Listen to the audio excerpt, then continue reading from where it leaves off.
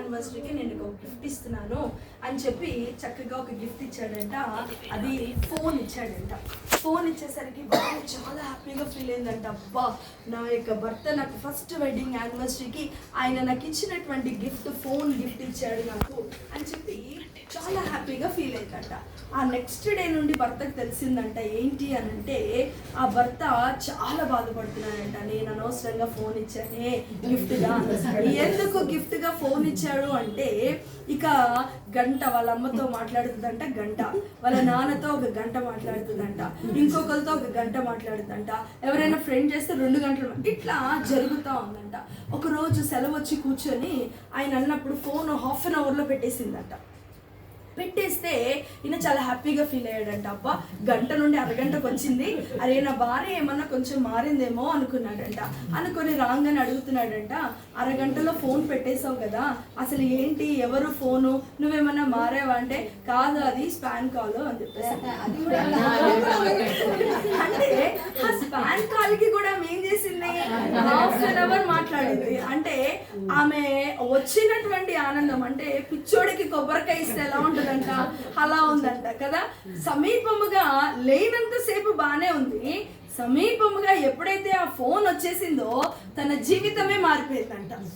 అప్పుడు అనుకున్నాడంట, ఇలాంటి గిఫ్ట్లు మాత్రం ఇంకొకసారి జీవితంలో ఇవ్వకూడదు, అసలు ఈమెకే కాదు ఎవరికి ఇవ్వకూడదు అనుకున్నాడంట. హల్లెలూయా.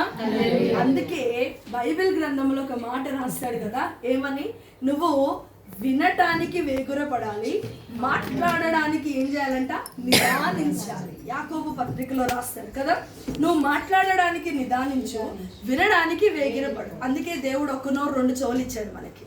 ఒకటి అదే 2 నోర్లు ఇచ్చుంటే కదా, 2 చెవులు 1 నోరు ఇచ్చాడు. వినడానికి మనం ఏం చేయాలంట, వేగిరపడాలి. మాట్లాడడానికి మనం ఏం చేయాలంట, నిదానించాలి కదా. దేవుడికి తెలుసు, అందుకే ఒకటే ఇచ్చాడు ఆయన. 2 చేసేది ఒకటే చేస్తుంది కాబట్టి 2 ఇస్తే ప్రపంచం తలక్రిందులు అవుతుందని 2 ఇవ్వకుండా 1 నోరే ఇచ్చి ఆ నోటితోటి దేవుడు అడ్జస్ట్ అవుతున్నాడంట. హల్లెలూయా. ఆయన సమీపముగా ఉన్నాడు గనుక మనం ఏం చేయాలంట, ఆయన కొరకు మనము నిలబడి ఉండాలి. సమీపముగా ఉన్నటువంటి దేవునికి మనము కృతజ్ఞతాస్తుతి చెల్లించాలి. హల్లెలూయా, హల్లెలూయా. మనం శ్రమలో ఉన్నాము, కష్టములో ఉన్నాము, ఇరుకులో ఉన్నాము, ఇబ్బందులో ఉన్నాము, ఆనందంలో ఉన్నాము, అన్ని మన జీవితంలో ఉన్నప్పుడు ఆయన మన దగ్గరగా ఉన్నాడు. ఆయన నిత్యము మనకి తోడుగా ఉన్నాడు కదా. నువ్వు ఫోన్ చేసి ఎదుటి వాళ్ళు రింగ్ అయి ఫోన్ ఎత్తే లోపే నీకు ఈయన ఏం చేస్తాడంట, మన తండ్రి ఆన్సర్ ఇచ్చేస్తాడంట. హల్లెలూయా. అంత మంచి తండ్రిని మనము కలిగి ఉంటున్నాము. అందుకే మనం ఏం చేయాలంట, కృతజ్ఞతాస్తుతి కలిగి ఉండాలి. ఆయన పరిశుద్ధుడు గనుక కృతజ్ఞతాస్తుతి చెల్లించాలి. ఆయన సమీపముగా ఉన్నాడు గనుక కృతజ్ఞతాస్తుతి చెల్లించాలి. మూడవది 118వ దావీదు కీర్తన 21వ వచనాన్ని మనం చూద్దాం. 118వ దావీదు కీర్తన 21వ వచనం. రక్షణదారుడవై నాకు ఉత్తరమిచ్చి ఉన్నావు, నేను నీకు కృతజ్ఞతాస్తుతులు చెల్లించాను. ఏంటిదంట, రక్షణాధారుడై ఉన్నాడు గనుక ఆయన మనకు ఉత్తరం ఇస్తున్నాడు గనుక ఆయనకు మనము కృతజ్ఞతాస్తుతులు చెల్లించాలి కదా. మనం ఒక లెటర్ రాస్తే చాలా రోజులకి ఆన్సర్ వస్తుంది మనకి ఆ లెటర్. కానీ దేవునికి ఒక లెటర్, ఒక అప్లికేషన్ ఆయనకు పెడితేనంట ఆయన వెంటనే మనకు జవాబిచ్చే దేవుడే ఉంటాడంట. హల్లెలూయా. కొన్నిసార్లు కొన్ని కీడు ఉంటాయి మన జీవితంలో, కొన్నిసార్లు కొన్ని మేలైనవి ఉంటాయి మన జీవితంలో. కీడు ఏదైతే ఉందో మన జీవితంలో ఆ కీడు విషయమై దేవుడు సరిచేసేంత వరకు సమయం తీసుకుంటాడంట. ఆయన సరిచేసి మనకి ఏది అనుకూలంగా ఉందో, ఏది మంచిదో, ఏది మన జీవితంలో శ్రేష్టమైనదో అదే మన జీవితంలో దేవుడు ఇచ్చి దాన్ని మనకు ఆశీర్వాదకరంగా మారుస్తాడు. ఆయన రక్షణాధారుడై ఉన్నాడు గనుక పాపంలో ఉన్నటువంటి మనము, అనీతి పరులముగా ఉన్నటువంటి మనము, ఆయన మన కొరకు లోకంలోనికి వచ్చి మనలను పరిశుద్ధపరిచి ఆయన తన రక్తమును చిందించి మన కొరకు ఆయన సిలువలో మరణించి ఆ రక్తము వలన మనల్ని ఏం చేస్తున్నాడంటే ఆయన శుద్ధి చేస్తూ ఉన్నాడు.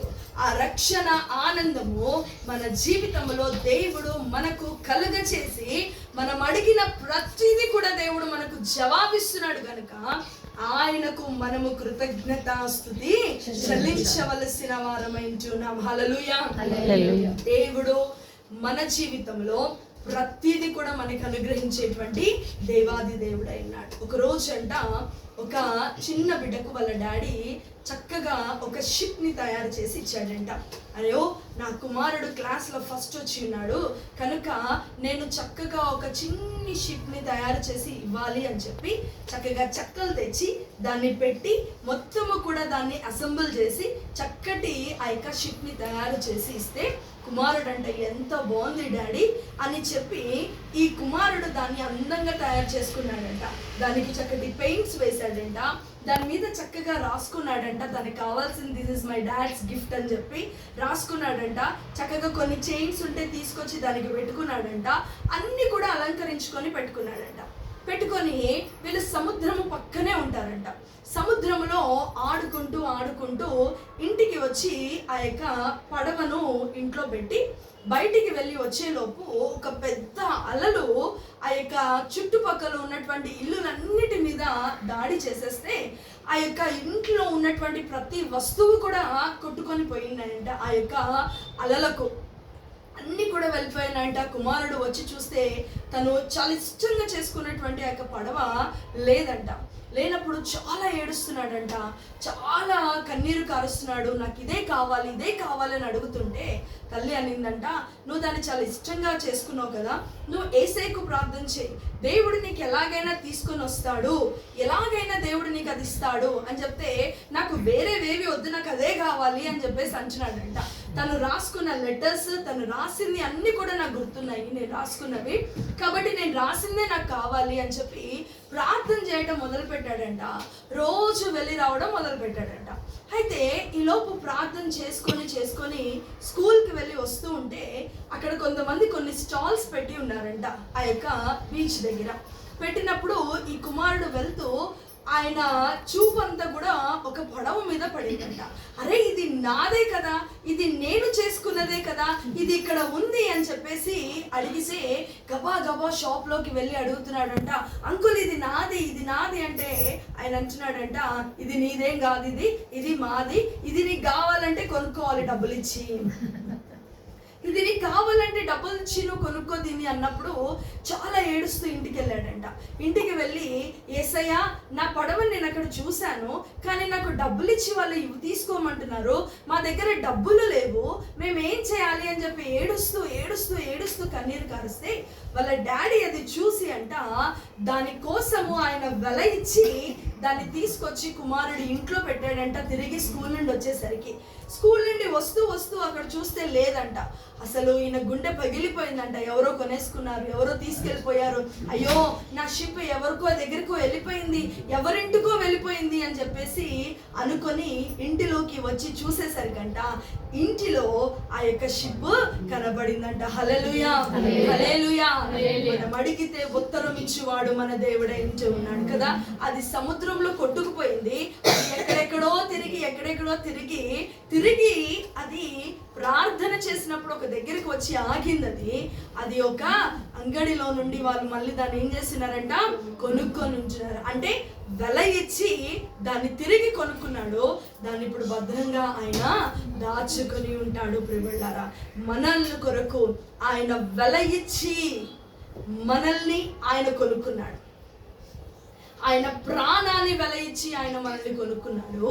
అందుకే ఆయన రక్షణాధారుడై ఉంటూ ఉన్నాడు. ఆయన మనల్ని రక్షించే దేవుడై ఉన్నాడు, మనకు ఉత్తరం ఇచ్చే దేవుడై ఉన్నాడు. ఏదైనా సరే మన జీవితంలో ఏది కోల్పోయినా సరే, ఏది పోగొట్టుకున్నా సరే, మనం దేవుణ్ణి అడిగినప్పుడు, దేవుణ్ణి మనము అడిగి తెలుసుకున్నప్పుడు, లేదా దేవుణ్ణి మనం అది అడిగినప్పుడు ఆయన ఖచ్చితమైనటువంటి జవాబు మన జీవితంలో ఆయన ఇస్తాడు. అది ఏదైనప్పటికీ కూడా కదా. ఏది అయినా హబక్కుకి చాలా క్వశ్చన్స్ ఉన్నాయంట, కానీ ప్రతి క్వశ్చన్ దేవుని దగ్గర పెట్టినప్పుడు ప్రతి క్వశ్చన్కి దేవుడు ఆన్సర్ చేశాడంట. మన జీవితంలో కూడా చాలా క్వశ్చన్స్ ఉంటాయి. ఎందుకు, ఏంటి, నాకే, నేనే ఎందుకు కదా, ఇలాంటివి చాలా క్వశ్చన్స్ ఉంటాయి మన జీవితంలో. నాకే ఎందుకు, నేనే ఎందుకు ఇలా ఉన్నా, పక్కన వాళ్ళందుకే ఇలా ఉన్నారు కదా. దావీదుకి చాలా చింత ఉందంట. ఎందుకు చింత అంటే, నేను రోజు మందిర ఆవరణంలో ఉంటున్నాను, నేను రోజు మందిరపు గవినిలో నేను ఉంటున్నాను, నేను రోజు నేను స్తుతిస్తున్నాను, పక్కన వాళ్ళకి అసలు దేవుడు లేడేం లేడు, వాళ్ళు చాలా బాగున్నారయ్యా, నేను మాత్రం ఇదే శ్రమలో ఉన్నా, నేను ఇదే కష్టంలో ఉన్నా, ఇదే వేదనలో ఉన్నానని 37 మొత్తం అదే రాస్తాడు దావీదు. 73 ఆసాపు అదే రాస్తాడు. అయ్యో ఏంటి, నేను నిత్యము నిన్ను స్తుతిస్తున్నా, కీర్తిస్తున్నా, కానీ పక్కన వాళ్ళు అసలు నువ్వెవరో తెలియదు కానీ వాళ్ళు చాలా బాగున్నారు, నేను ఎందుకయ్యా ఇలా ఉన్నాను అని చెప్పేసి. కానీ వాళ్ళకి రక్షణ లేదు, మనకి రక్షణ ఉంది, మనకు నిరీక్షణ ఉంది. మనం అడిగితే జవాబిస్తాడు మనకని చెప్పి మనకు తెలుసు. వాళ్ళు అడిగినా జవాబు రాదని సంగతి అది వాళ్ళకి తెలుసు. దేవుని యొక్క సన్నిధిలో వచ్చినప్పుడు మనం ఆయనతో పాటు ఆయన సింహాసనం మీద మనం కూర్చొని ఉంటాం, ఆయన కుడి పార్శ్వమున మనం ఉంటాము, కానీ వాళ్ళు ఇక్కడ ఉంటారు కదా. నిజంగా అందుకే మనము చాలా ధన్యులు.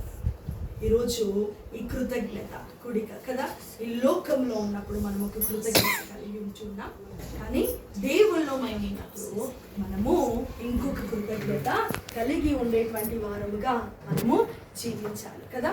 ఎందుకు మనము కృతజ్ఞత? మనము అడిగినప్పుడు ఆయన మనకు జవాబిచ్చేదేవుడు, ఆయన మనం మాట్లాడినప్పుడు ఆయన మనకు సమాధానం ఇచ్చేదేవుడు.